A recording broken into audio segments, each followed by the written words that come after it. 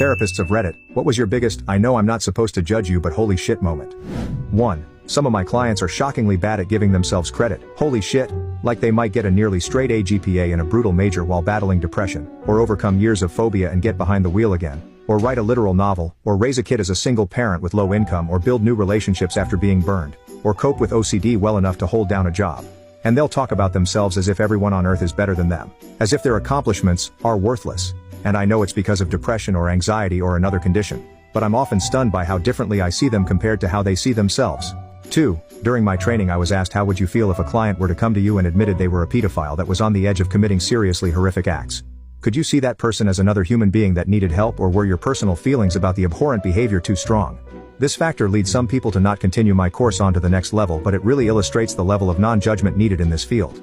We all have our own personal feelings of course, but these get talked about in supervision. 3. I quit my last therapist because I made him cry uncontrollably. He tried not to, but he just couldn't hold it back. I felt guilty and won't see him anymore.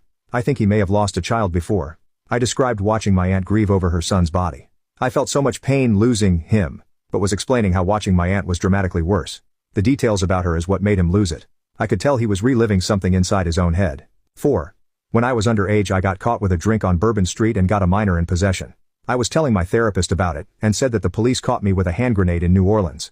He didn't realize that a hand grenade was a type of drink, and it was funny to watch him try to process that his patient might have just casually told him that he had been caught with a fragmentation grenade. He took a big long pause and said, "Where did you even find a grenade?" I realized the misunderstanding quickly and corrected him. But for a moment he definitely was thinking, holy shit, how do I deal with this? 5. My professor once shared what a patient said that made her quit her job. I didn't rape my daughter. She liked it. The daughter was 6. She couldn't take it anymore. She worked in a rehabilitation center for people who have been sentenced for serious crimes and were forced to get mental help. Really difficult job, and this pushed her over the edge.